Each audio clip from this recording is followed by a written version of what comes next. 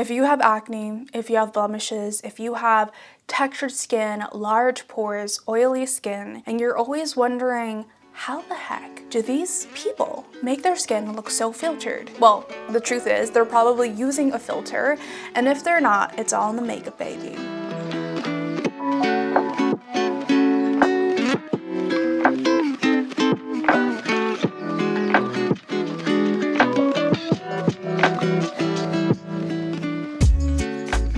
Hi beautiful, welcome back to the beauty room. My name is Elle Chu if you're new, and today we are finally doing a makeup tutorial. In this video, I'm gonna share with you how I personally do my makeup for the camera so that it looks like my skin is kind of filtered without actually using a filter. It has taken so much trial and error to get it right, especially because I have oily, acne-prone, textured skin, but I still struggle, you know? Sometimes I still have this like unrealistic idea of wanting my skin to look like Hailey Bieber, you know, where I can just put on minimal makeup, minimal coverage, and it looks filtered. No, it's just not gonna look that way. And the thing about makeup on camera is that cameras pick up literally everything, and lighting makes the biggest difference. So you might think a dab of blush is just enough to look good on camera, but if you have like discolored skin, if you have blemishes, if you have pitted acne scars or large pores, it's not going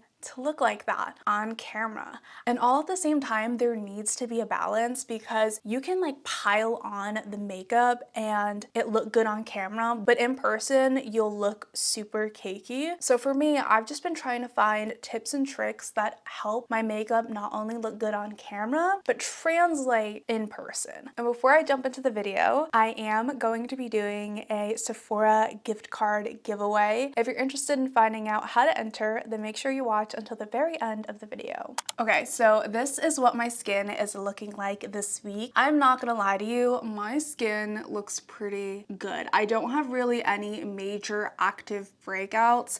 I feel like this is such a win for me. In the past couple of weeks, my skin has been going through it, and it's been really hard to film because I never really feel confident filming with bad acne. So if you have blemishes or active acne spots or anything that you're trying to cover up, I do want to remind you that it might not look exactly the same as how I'm doing my makeup. As much as I'm trying to show you like a close-up of all of my scarring and all of my texture and all of my redness and everything like that, I remember when I used to watch videos like this and I had cystic acne all over my cheeks, I would try to mimic it and be really frustrated with how it would look at the end of the video. And I just want you to, you know, be easy on yourself and know that you can take these tips that I've learned throughout the years to improve your makeup, but it might not look exactly the same because obviously we're all different and we all have different skin, we all have different facial features, and that doesn't mean you're any less beautiful. In the same breath, someone's skin is always going to look more filtered when they're actually wearing a filter. Also, when the lighting is really good, I am filming in front of a window and with a very small like ring light. It's not really projecting too much light. So for that reason, it is going to look even more filtered without a filter versus in different lighting. And actually, I am going to show you what this makeup looks like in different lighting so that you can see that lighting is what creates the filter, and then makeup kind of helps it a little bit. And the last thing I wanted to mention is that I am not a makeup artist, okay? Just look at me as like your big sister or your best friend sharing the makeup tips I've learned from my many years of experience, just trial and error on myself, and also my many years of watching so much content. I've consumed so much makeup content, and also learning from other makeup artists online. That doesn't make me an expert. That just means I'm learning on my own. I'm a DIY beauty girly. And if you're a DIY beauty girly too, hopefully this video works out. So going into it, my very first step and biggest tip is always prioritize your skin prep. Find out the best products that work for your skin under makeup. If your makeup is not makeuping, it's probably because your skin prep, there's something off about it. Trial and error. Try a bunch of different products in combination with each other and see what works out. For me, I like to have a minimal amount of moisturization, like just enough where I'm not super oily throughout the day, or it's not adding more oil to my skin throughout the day because I am already gonna produce oils. So overly hydrating is not going to work out for me. As a base, I like to use more of a watery like essence or toner. You could also use one of those like refreshing sprays. This is going to create a really light layer of hydration for the skin. And the Ilia Face Base Milk for me is the perfect product for this. You could actually use this as your hydration if you wanted to. You don't even need to apply anything else on top. For me, if you have oily skin or just honestly any type of skin, the key to skin prep is very thin layers and not using too much product, and also making sure those products don't clash with each other, because then your makeup will start to pill. And then also make sure you wait at least a minute or two between each layer of makeup, because if you don't, again, your makeup could pill, or it will end up being just like this chunky layer of hydration that will never dry. Just think of it as paint. If you've ever painted before or spray painted before, you have to do very thin layers, wait for it to set, and then just kind of pile it on, or like compare it to doing your nail polish. You do a very first thin sheer layer of nail polish, you wait for that to dry, and then you add the other. It's literally just like that. You don't want to like overpaint your face with hydration. Now that it has set onto the skin, we care about sunscreen on this channel, so we are going to apply on sunscreen. Again, this is one of those situations where you really need to experiment with which sunscreen works best with your makeup. And for me, that is the Skin 1004 Madagascar Centella Water Fit Sun Serum. I love this with the Ilia Face Base because it's like a watery, serum-y texture. Again, it's another thin layer of product. And with sunscreen, it can be really difficult under makeup because sunscreen can be really sticky or really thick. It can cause your makeup to pill. But with this sunscreen, I really like that it's kind of like a very thin texture, and even if I apply a lot, it's not heavy on the skin and it sinks in a lot quicker. So I'm just gonna apply this all over.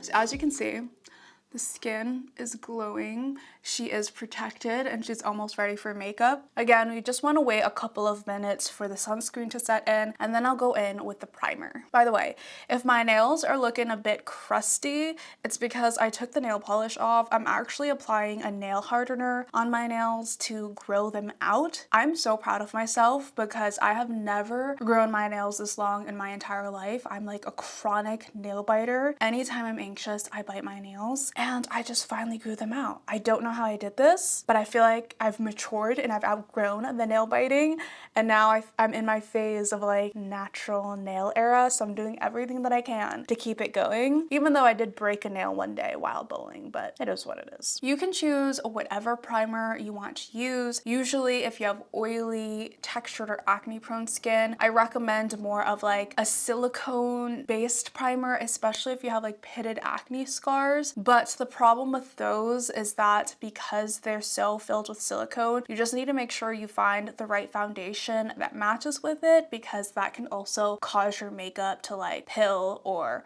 break apart. The one that I absolutely love and swear by is the Vanish Airbrush Primer from Hourglass. She's expensive, but she's gorgeous. It's like the perfect mix between like the blurring silicone texture, but it's also very smoothing on the skin and moisturizing in a way on the skin. It's not a dry primer. It's kind of in the middle, and that's what I love about this. So again, I don't use too much of this. I'm just gonna go in with a dot, and I mainly apply it on my cheeks because that's where I feel like I have the most texture. And then if I have excess, I will just spread it. And the thing is, for some people, like this might not make a difference at all. Like, I don't know if you can see, this is without the primer, this is with the primer. In person, I personally think it makes a slight difference, and then when I apply on makeup, it has made a difference to me. So you can choose to completely pass on this if you wanted to, or you can use more of a gripping primer. Also, this video isn't technically about the products themselves, but if you're interested in any of these products or wanted to purchase and support my channel, I will link everything in the description with my affiliate link where I do earn a small commission. Again, no pressure to use those links, but that would support me and my channel. Again, we're gonna wait a minute or two to to let this set onto the skin before applying our next product. If you have acne prone skin, you probably have a decent amount of scarring on your face. Even if you don't pick on it, I swear I don't pick on my skin as often as it looks. Like, I really just don't. But I think because I have a brown skin tone, it tends to scar easily. Then I would recommend using a color corrector. I'm using the Huda Beauty Faux Filter color corrector in the shade Peach. I feel like I could have gone a shade lighter, but this is the one that I've been using and I've been pretty happy with it. So I'm just gonna go in and cover all of like my darker areas. This is also a very thin serum-like concealer, so it's only adding a very small layer onto the skin. I personally really love it for that reason, because then I can add on foundation and more concealer if I wanted to, and it's not like making my makeup look so cakey. And just like everything else, we kind of wait another minute or two. During this time, I'll usually do like my eye makeup or my eyebrows. As you can see, I've already done that, but that's kind of how I like am productive with my time in between letting things sit. Once you let it sit for a moment or two, I'm gonna take the Morphe S102 angled concealer brush. Y'all, this is a new Morphe set that I got at Ulta, and it is so freaking cute. It's like a pink and gray color. I'll also link this in my description box because you guys are always asking me like, what brush are you using? And I always link it, but you guys are still commenting like, what are you using? It's always in the description box, okay? So just going to blend this out, and letting it sit there for a bit allows it to really give you that coverage that you need. Also, you want to pat in the area versus like spreading it around, or you won't get that coverage. Now that my skin is looking a little bit orange, a little bit peachy, it's time for foundation. So you can honestly use whatever foundation you want. You can use a medium coverage foundation, full coverage, a skin tint. The only thing that I would recommend really is if you have oily skin or acne prone skin, to get a foundation that has more of a satin to matte finish. Not super matte, because if it's extremely matte, it can make your skin look really flat and cakey. The one that I would recommend if you want medium coverage and a drugstore version, Maybelline Fit Me. One that I've been recently liking is the Urban Decay foundation, the Face Bond one that came out. That's a little bit more matte, so you do have to prep your skin and hydrate it really well, but if you do that, that's a pretty good foundation. And as for skin tint, I really like the Fenty Beauty skin tint. But today, I'm going to be using the IT Cosmetics CC Natural Matte. I did get this scent to do a brand deal with them. This video, though, is not sponsored. I did the brand deal on TikTok, and I really, really do love this product. I've always loved IT Cosmetics CC cream. When I had severe cystic acne, this is what I was using, the IT Cosmetics CC cream. So I was very excited when they reached out to me to do a brand deal on the matte version, because the whole reason why I stopped using the original CC cream was because it was a little too greasy for me, and over time I just started using other products to kind of replace it. But if you want full coverage and you have acne prone skin, this has always been a tried and true for me, and now they have a matte version, which is even better in my opinion, especially if you're oily. The biggest tip that I feel like people kind of overlook, and it's very basic, very, very basic, is to make sure the foundation matches your skin almost perfectly, or you can choose a shade that's slightly lighter than your skin tone so that your bronzer and contour can show up more. Just kind of depends on how you do your makeup. If you don't use contour specifically, I don't really think you need a lighter shade of foundation, but if you do, I think it helps to have a lighter shade of foundation, because then the contour can really create those shadows that kind of align with the shadows on your actual body, if that makes sense. Today I'm using one that is kind of in the middle, like this matches my skin, but I think it's slightly more neutral for my skin than warm. And also I go in with a thin layer. Again, we kind of want to like apply on the foundation like paint or nail polish. You go in with a thin layer just to cover up your redness, your color corrector, and then you layer on more foundation once you see where you need more coverage. Once the foundation has a little bit of time to kind of settle onto the skin. So that was about half a pump. I'm going to do another half a pump for the other side of my face. Again, I'm using the new Morphe brushes. This is the S101 angled foundation brush, and this entire brush set was like $25, which is insane. The only thing about this foundation that I'm not the biggest fan of is that it is not transfer proof. It does transfer pretty significantly. If you hug someone, this will get on their white shirt, so be very careful. But if you do set it with powder and you use the one size setting spray, it does help a little bit. So I'll show you how I set my makeup so that it doesn't transfer so much. Okay, so this is what the skin is looking like.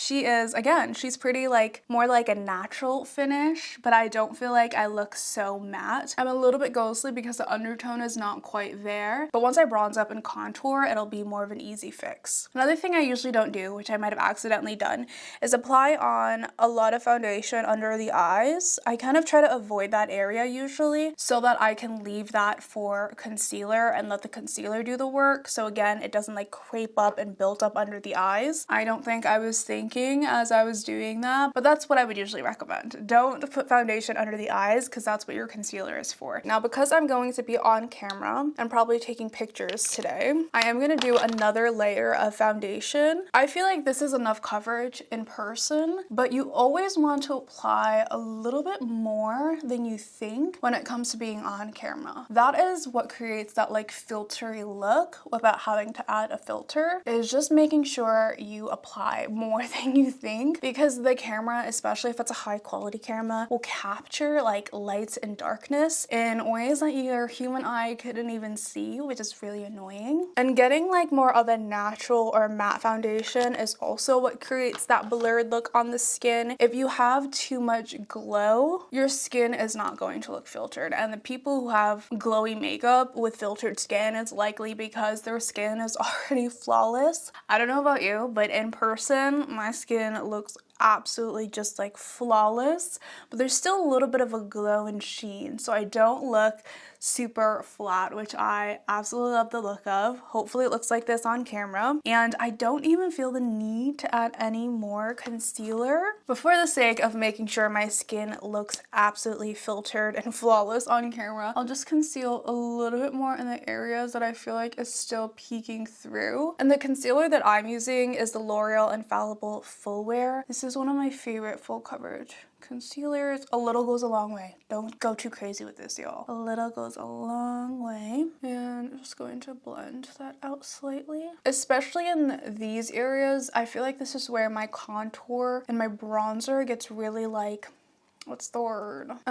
Patchy, because I have discoloration in those areas. I just want to make sure they're fully covered up so that when I put on contour and bronzer, it doesn't look patchy. Then if you have oily skin, my biggest tip is to go in with cream and liquid products first. Then I spray it with a setting spray, let that sit and kind of melt into the skin, pat that out, and then I'll go in with a powder. I learned this trick from like a few different makeup artists, and it just helps when it comes to longevity, especially because on camera, like blush and bronzer will disappear if you don't apply enough. And when you have oily skin, unfortunately, it doesn't really stop at cream and liquid products for me. I wish that all I had to do was cream and liquid products and I would be done and maybe set my face with some powder, but that just doesn't work for me because anytime I use cream and liquid just by itself, it does not last on the skin at all. So for my bronzer, this is actually fairly new, so I can't tell you whether this is a favorite or not yet. This is the Melting Bronzing and Sculpting Stick from Too Faced. It's a new one that I got at Ulta lately. I kind of go in, I'm gonna use this more,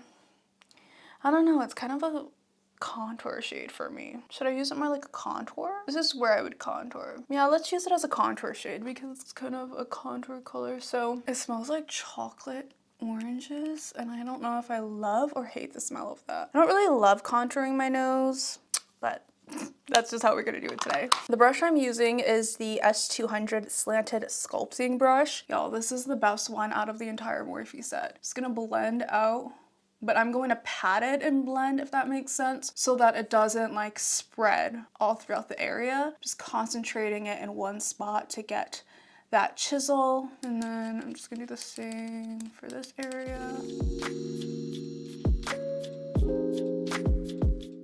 You also want to make sure that the finish of whatever cream product you're using is again more on either like a very slight luminous finish, or it's more of a natural satin finish that kind of aligns with your foundation, because if it doesn't, I feel like it's always a little bit off. You want it all to be like a blended, seamless finish, and if something is too glowy and you're using a natural or glowy foundation, I just feel like it doesn't look great. That could be more personal preference, but also any like overly glowy product that has a lot of sheen to it can enhance your texture. So if you're trying to achieve that filtered look, you probably want to stay away from really glowy cream products, because it's only going to emphasize any bumps you have on your skin. So for blush, I'm actually going to use the Charlotte Tilbury Matte Beauty Blush Wand. If you were to ask me whether I prefer liquid products or cream products, it's definitely liquid products. I think liquid products just have, again, it's a thin consistency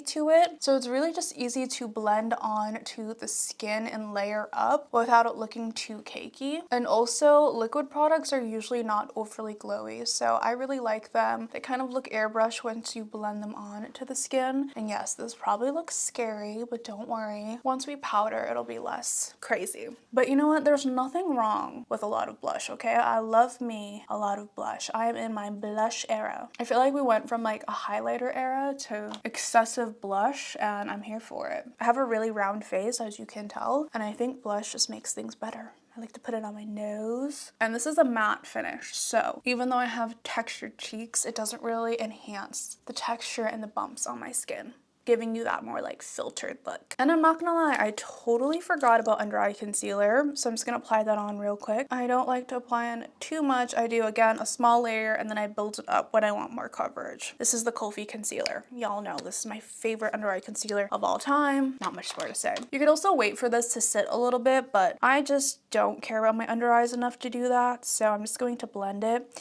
I don't go way into the inner corners there. I blend it more on like the sides, and then whatever excess I have, that's when I get closer to my lash line. Again, this is like a trick I learned from a makeup artist, and it's made such a difference so that you're not having like so much excess heavy product on your under eyes. And I'm gonna do the same on the other side, again, patting it into the eyes. And whatever excess you have, then you can just blend it out. And then if I want just a little bit more coverage, I go in with some more product. And this is how the under eyes look. The under eyes are my only exception to wearing more of a glowy finished product. This is a very hydrating, glowy under eye concealer, and I think that's okay because it brightens up under the eyes and it makes it glowy, and at least parts of my face will have a little bit of a glow, and I don't have a lot of texture under my eyes, so for me, it's totally okay. Now's the time that we go in with a dewy or more sticky setting spray. So you can use the e.l.f. Power Grip or the one that I swear by, which is the Charlotte Tilbury Airbrush Setting Spray. I love this stuff so much, but I have been enjoying this because the mist is just so satisfying on the skin, and I like that it's dewy and slightly sticky, because then when I put powder on top, it just does something. I can't explain it, but I'll just show you. The mist is so fine. It like evenly coats your face without like soaking it in a weird way. And I'm just going to let this really just sit. I'm gonna let all of the cream products kind of melt into my face and blend together. Once it's, 90% dry, I go in with a dry sponge, and then I just kind of like pat it out. Now, as you can tell, it kind of filters out the skin. It just takes out all of the moisture and filters out the skin without really doing any powder. So if you wanted to, if you're not as oily as me, you don't have to apply on powder. Like, this just does the trick. It kind of works like a blotting sheet in a way. If you want to keep your makeup routine short, this creates that filtered look. But if you're oily, in like 2 minutes, you're gonna go back to that really glowy face. And then also, I don't know if you can see, but once I sprayed on the setting spray, the blush is just slightly more faded. So I definitely see a difference with like everything melting together. The blush isn't the center of attention anymore like it was earlier. I don't know if I'm seeing things, but I'm pretty sure it kind of looked like it disappeared, right? Now that we've done all of the cream and liquid products, it's time to go in with powder. And I'm going to actually set my face first before I go in with a bronzing powder and a blush powder. The reason why I do this is because some of the bronzers and blushes that I use have like more of a luminous sheen, which can again in turn enhance my texture, but I can get away with using like a glowier blush and bronzer if I set my face first with like a thin layer of mattifying powder, which is what I'm gonna do. The mattifying powder that I'm gonna use is the Translucent Medium Vanish Airbrush Powder from Hourglass. She's expensive, you do not need her. Another one that I really like is the NYX mattifying powder. You just wanna make sure it's specifically a mattifying powder. It's specifically like supposed to be really thin, almost like a blotting powder. You don't wanna use like the Kosas or like the Charlotte Tilbury powder because those are more like heavy setting powders, I think. But with a mattifying powder, it's a lot thinner on the skin. Again, thin layers. I'm gonna go in with this brush and I'm going to mattify my entire face. I don't put too much on the cheeks, but I'm just doing like a very like light pressure hand where I have texture. I just don't want to make the blush disappear, so you just gotta be careful there. And this just is going to blur the skin even further. Again, if you want, you can stop here, but I'm not going to do that because I do feel a little bit pale. I don't have bronzer on my skin yet, and some of the blush has disappeared, and that's what I'm gonna do. I'm gonna bring back some of the blush with powder. I'm gonna bring back some color into my face with bronzer, and it's going to last a lot longer because I'm layering it on with the cream product or liquid product, whatever you wanna call it. So the bronzer I'm using today is the Haus Labs bronzer in the shade Medium Level 6. This bronzer does have a slight sheen to it. It's not fully glittery, but it is luminous. And then just take a fluffy brush and just apply bronzer where you would normally apply bronzer. I don't know what to tell you. And I like to apply bronzer on my chin because for some reason my chin sometimes looks a little pale. Again, that has to do with like the foundation color you use. So my foundation was a little bit too neutral for me. And I'm just gonna like add some bronzer on my chin to blend in with the color of my actual skin color a little bit. You could also blend it down to your neck. As for blush, I'm also using Haus Labs blush. This one is in the shade French Rosette.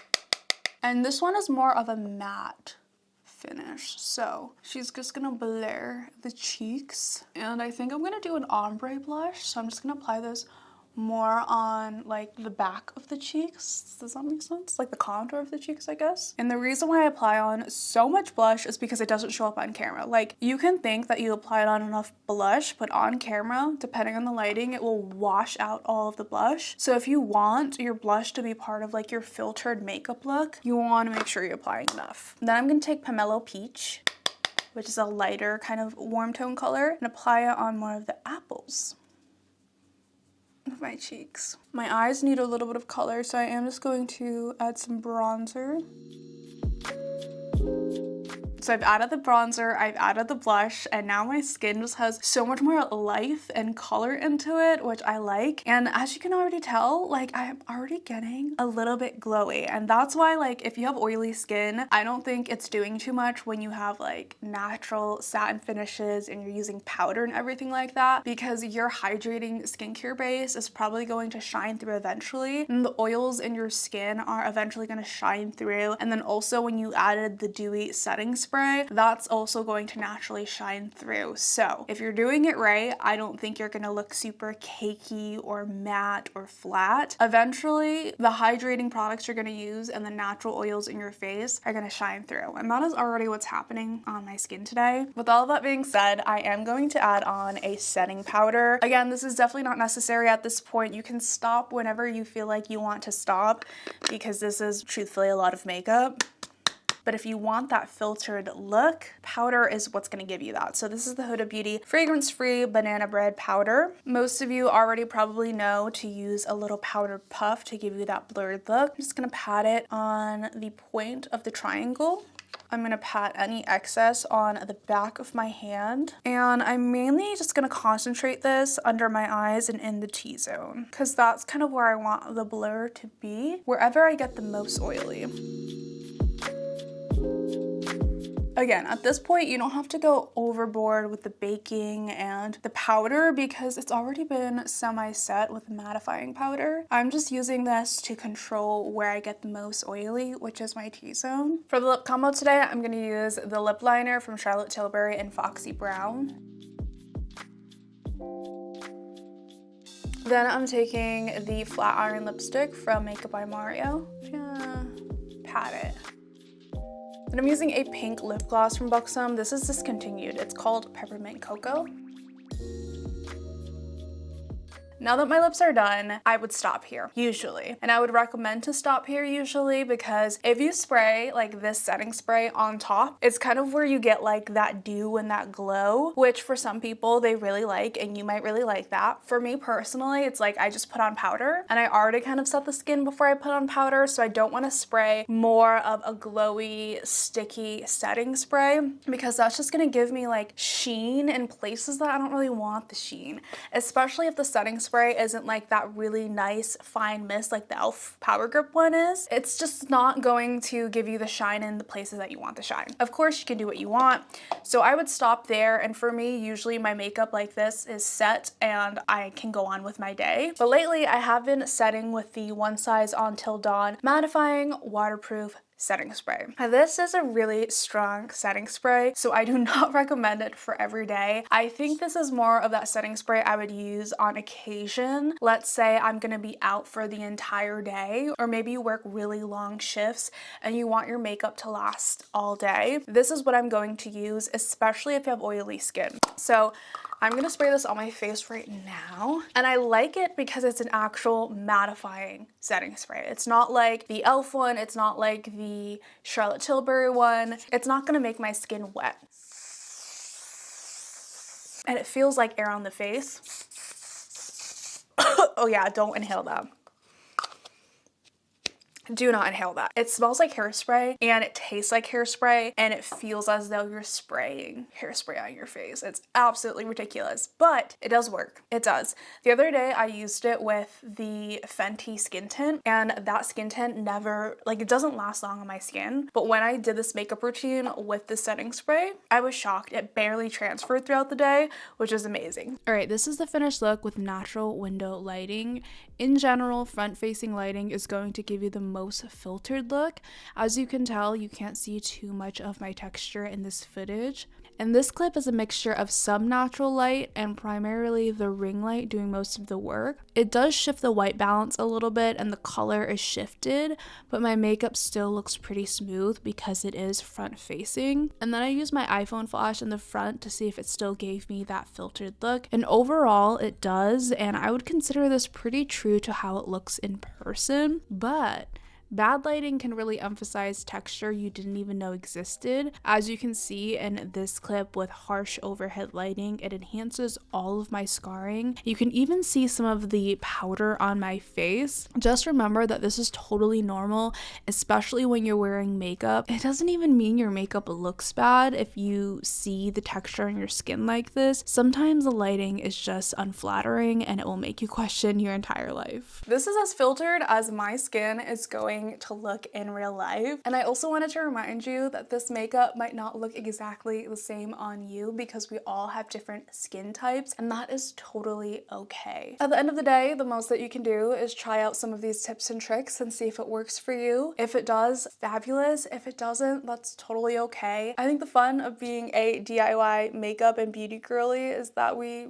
trial and error. Like, we figure it out ourselves, we see what works for us and we see what doesn't. And I hope that I was able to realistically depict how this looks in real life because, right now my skin looks very blurred, and these tips and tricks were able to help me get more filtered skin. But in different lighting, you can still see the texture on my skin, and that is totally normal because makeup can only do so much, it can only cover so much, it can only blur so much. And I just don't want you to beat yourself up over it because I have been there before. And at the end of the day, what has helped me is knowing I can only do so much, and the best thing I can do is try to feel confident in the way that my skin is in the current moment. With all of that being said, it is the end of the video and it is the end of the month. So I am going to be doing, finally, my Sephora giveaway. If you want a chance to win a Sephora gift card, you do have to be 18 years and older, and you do have to be based in the United States. I will link all of the information down in the description below. You will need an email address so that I can contact you directly, but I will not be using your email address for anything else. I just need your email to be able to contact you, and the winner will be picked at random. So if you're interested in winning the gift card, then make sure you check out the link in the description and subscribe if you just so happen to be new to my channel. channel. But as always, I'll catch you on the flip side.